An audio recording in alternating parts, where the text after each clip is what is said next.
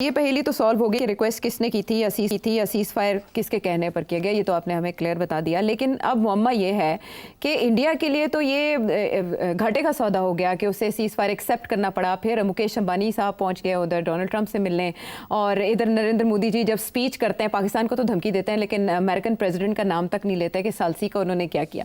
तो ये क्या हुआ है भारत के साथ? ट्रेड की धमकी दे के मना लिया इंडिया को? नहीं, देखिए मेरा नहीं ख्याल कि डोनाल्ड ट्रंप ने ये ट्रेड वेड की बात की होगी, और अगर की भी है तो ना पाकिस्तान ने ना नरेंद्र मोदी ने इसका कोई जवाब दिया होगा, because it was basically irrelevant.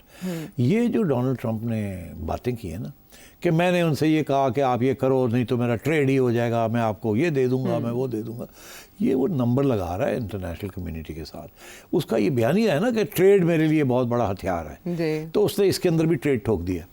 हालांकि मेरा अपना ख्याल है कि कोई ट्रेड वेड की बात नहीं हुई, वो अपनी तरफ से इसने कह दिया होगा, मगर उधर से कोई जवाब नहीं आया होगा कि हाँ हाँ आप हमारा ट्रेड खोल दें तो हम सीज फायर कर लेते हैं। ऐसे नहीं होता, वो ये बोलता गया होगा, उन्होंने सुन ली होगी, हमने भी सुन ली होगी इंडियंस ने भी। आगे से जवाब नहीं दिया होगा, बिकॉज इन दोनों का इंटरेस्ट ट्रेड वेड की बात करना नहीं था।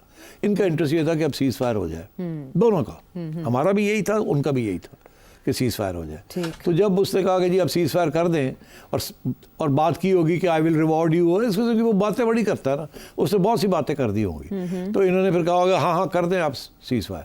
अब उसने सारी क्रेडिट ले ली है कि मैंने ट्रेड को इस्तेमाल करके और सीज फायर करा। हालांकि अमेरिका जब कहता है किसी को तो कुछ कहना नहीं पड़ता कि क्या लेना देना, अमेरिका है। अमेरिका ने इंडिया को कहा यार बस करो, इंडिया ने कहा अच्छा जी, पाकिस्तान ने कहा बस करो, अच्छा जी, दोनों ने कहा हम भी यही चाहते हैं बस करें। बेसिकली ये हुआ है। तो और ये वही डोनाल्ड ट्रंप ने जिसने शुरू में ये कहा हाँ 1500 साल पुराना है कजिया, खुद ही सॉल्व कर लेंगे, कर लेंगे आप। हाँ। तो इन दी एंड आके सारी क्रेडिट ले गए। और मगर हमने तो शुक्रिया अदा भी कर दिया जी। इंडिया का प्रॉब्लम बना हुआ है ना, बिकॉज वो तो तस्लीम ही नहीं करते कि कोई बाहर का मुल्क आके उनकी इमदाद करे या मीडिएट करे। वो तो हमेशा यही कहते हैं कि हम इतने बड़े हैं कि हमें ज़रूरत नहीं किसी की बाहर के आने की। हमने तो बड़े लोगों का शुक्रिया अदा किया ना, हमने तो सऊदीज़ का भी किया, टर्क्स का भी किया, यूएई का भी किया, सब ईरान का भी किया, चाइना का भी कर दिया, अमेरिका का भी कर दिया, सारा को इकट्ठा कर लिया, सारे माँ बाप, अल्लाह खैर, वेल डन, थैंक यू। और भारत तो बॉयकॉट कर रहा है, इसका बॉयकॉट, और वो मानते ही नहीं है कि हमारी बात भी हुई है किसी के साथ। और आगे इंडिया की आवाम को पता चल गया हुआ क्या, इसीलिए तो ये आपने जो दिखाए बाहर है वहाँ क्रिटिसिज्म की कि ये क्या किया इसने, ये किया वो किया। ये तो पूरे घंटे का प्रोग्राम बन सकता है सिर्फ शोइंग क्लिप्स कि इंडिया के अंदर कितनी क्रिटिसिज्म हो रही है बीजेपी की और नरेंद्र मोदी की। बहरहाल, so I think question really now arises कि ये इरादा क्या है नरेंद्र मोदी का जी, और डोनाल्ड ट्रंप क्या आगे कोई रोल अदा करेगा या नहीं करेगा। तो I think that's a question we need to ask, and if you ask me, I think ये जो उन्होंने बात की है ना कि अभी ये पॉज है, नरेंद्र मोदी ने ये इसलिए कहा गया है जी, क्योंकि उनका ये बयानिया यही बन रहा है न्यू नॉर्मल जिसे कहते हो। न्यू नॉर्मल का ये मतलब है कि we are now at a state of war with Pakistan. ये पॉज है, अनटिल उस वक्त तक ये पॉज है जब तक फिर आपकी तरफ से कुछ नहीं हो जाता।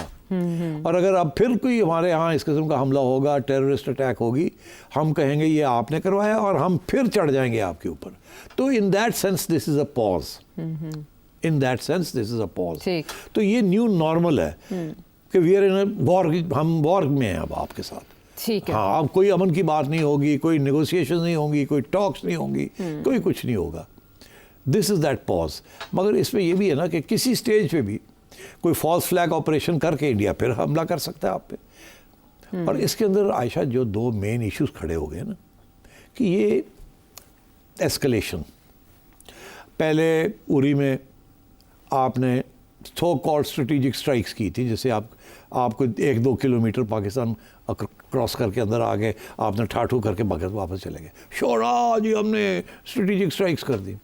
उसके बाद 19 में आप जहाज भेजे बालाकोट और ड्रम बम फेंके वापस आ गए। तो ऊंचा कर दिया ना conflict, from across the border 1-2 unit चले गए, 3 यूनिट चले गए, फिर वापस आ गए, फिर आप गए वहाँ अंदर पाकिस्तान के अंदर डीप, वापस करके आ गए। फिर अगली स्टेज पे उन्होंने अब ये किया इन द होप कि हमने देखो मिसाइल मार दिए in the heart of Pakistan, Punjab के अंदर, लाहौर में, सिंध में भी, हर जगह पे हमने मार दिया, बलूचिस्तान में भी मार दिया। तो ये एस्केलेट करते जा रहे हैं और ये नॉर्मल ये इस्टेब्लिश करते जा रहे हैं कि जब भी कोई ना कोई इस किस्म की अटैक होगी, सो कॉल्ड टेररिस्ट अटैक, हम जाएंगे ऊपर। ठीक, हमारी तरफ से जो रिस्पांस है वो ये है कि जब भी आप जाएंगे, जिस लेवल पे भी आप जाएंगे, हम लेवल पे उस लेवल पे आपको काउंटर करेंगे। ये इस्टेब्लिश हो गया अब दोनों की जगह। आप जाएंगे ऊपर, हम वहाँ जाके आपको रोकेंगे। अच्छा, जो लोग डर रहे हैं ना कि जब इंडिया इधर जाता है, देखे ना अब उन्होंने मिसाइलें मार दी, जहाज़ ले आए, बड़ा कुछ हो गया ना। अब इसके बाद क्या रह गया? अब लैंड फोर्सेस जो हैं वो सारी बॉर्डर के ऊपर तो ठाठू चल ही रही जी, LOC पे चल रही है। अब वो हो सकता है कि फिर पहले उन्होंने 6-7 मिसाइल मारे थे, अगली दफ़ा वो 10 मिसाइल मार देंगे, 20 मिसाइल मार देंगे, अगली दफ़ा वो और भी ज़्यादा हमला करेंगे आपके ऊपर। तो अगर ऐसे होगा तो हम भी करेंगे। तो ये बढ़ता जाएगा ना, ये उस वक्त तक बढ़ेगा जब तक हम फिर न्यूक्लियर कमांड अथॉरिटी की बात करेंगे। बिकॉज देखिए, ये जो इंडिया कहता है ना कि पाकिस्तान हमें न्यूक्लियर ब्लैकमेल कर रहा है, ये उन्होंने अपनी स्पीच में कहा, नरेंद्र मोदी हर दफ़ा सारे कह रहे हैं कि we will not be blackmailed. Pakistan हमें धमकी देता है, ब्लैकमेल देता है कि न्यूक्लियर वेपन हम निकाल देंगे। पाकिस्तान ब्लैकमेल नहीं कर रहा। सारा डिटेरेंस जिसे कहते हैं ना, उसका कॉन्सेप्ट ही है। न्यूक्लियर हथियार लिया ही इसलिए एज अ डिटेरेंस कि आपको रोकने के लिए कि आप हमारे पे आप हमारे पे हमला ना करें। This is not blackmail, this is deterrence. तो फर्क है बिटवीन ब्लैकमेल एंड डिटेरेंस। ठीक, तो आप अगर करेंगे तो we will deter you. Deter से मतलब ये है कि वी विल कन्फ्रंट यू। ठीक, और वो अगर बढ़ता जाएगा तो जाहिर है हमारा आखिरी वेपन जो है वो तो न्यूक्लियर ही है। तो this is not blackmail, this is deterrence. और इंडिया के ऊपर बात बनती है कि एस्केलेशन लैडर जो है वो इंडिया बढ़ाता जा रहा है। सो आई थिंक यहाँ जो कन्फ्यूजन हो रही है 2-3 चीज़ों के ऊपर मैं देख रहा हूँ।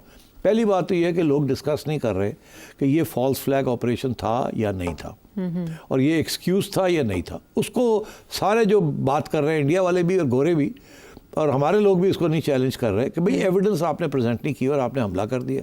और हम तो ये समझते हैं आपने खुद करवाया।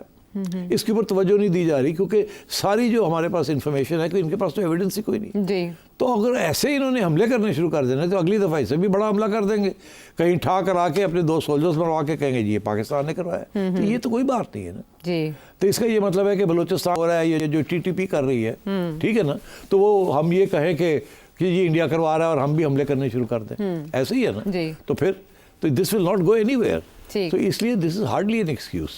तो आई थिंक अभी तो शायद शॉर्ट टर्म में ना करें, अभी तो वो असेस करेंगे हमारी गलतियां क्या हुई, एयरफोर्स की कमजोरियां क्या थी एंड सो ऑन। अभी तो ये देखेंगे अपना, फिर करेंगे ज़रूर किसी न किसी स्टेज पे। नरेंद्र मोदी ने अपना रेपुटेशन को ठीक करने की कोशिश करनी है। कोशिश उसकी ये थी कि शो करे कि कामयाब हो गया, वो इंडिया की आवाम कहती फेल हो गए हो। अब इस फेलियर को सक्सेस में ट्रांसफॉर्म करना है, और वो एक ही सूरत में हो सकता है कि आप किसी जंग में पाकिस्तान के खिलाफ शो करें इंडियन अवाम को कि हमने भी उनके 15 जहाज़ गिरा दिए हैं। अगर आप हमारे 4 या 5 जहाज़ गिरा देते हैं ना, हम जो मर्जी कहते रहे कि हमने 10 गिराए हैं, इंडिया की अवाम बड़ी खुश हो जाएगी। अब भी इंडिया की अवाम को पता है कि उनके 5 या 6 गिर गए, जो इंटरनेशनली रिपोर्ट हुआ, सारा कुछ हो गया, और हमने आप एविडेंस भी दे दिए। और Aahista Aahista by the way और भी एविडेंस हम दे देंगे, ये भी मैं आपको बता दूं। अच्छा। और भी मिल जाएगी और दुनिया मान लेगी इस बात को। इसको उन्होंने अब चैलेंज करके अपना नया बयानिया बनाना। और सीज फायर अमेरिका ने करवाया रेफरी की मौजूदगी में, फिर भी इंडिया ऐसी हरकत करेगा? नहीं, वो देखिए ना, वो तो हमेशा पहले भी तो उसने हरकतें ऐसी की है ना, तो वो करेगा। मैं बिल्कुल आपसे कह रहा हूँ वो करेगा। ठीक है। ये न्यू सारा इंडिया के अंदर ये एक पूरा एक महाज बना हुआ है। हाँ। कि जी पाकिस्तान को सबक सिखाया जाए। मगर वहाँ आप लोग जो है वो कहना शुरू कर दिया ये पाकिस्तान की बात नहीं हो रही। हाँ। बच्चों पिछ चाइना विच बड़े है ये हुण तुसी पाकिस्तान नाल लड़ाई नहीं कर रहे, पाकिस्तान चाइना दे नाल लड़ाई कर रहे हो। और चाइना ने पहली दफ़ा इतने क्लियर कट टर्म्स में वाजे कर दिया है कि sovereignty and integrity of Pakistan will be defended by China.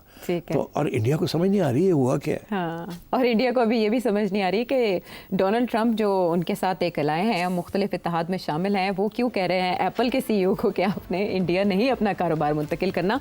ये भी इंडिया के लिए एक शौक की हैसियत रखता है।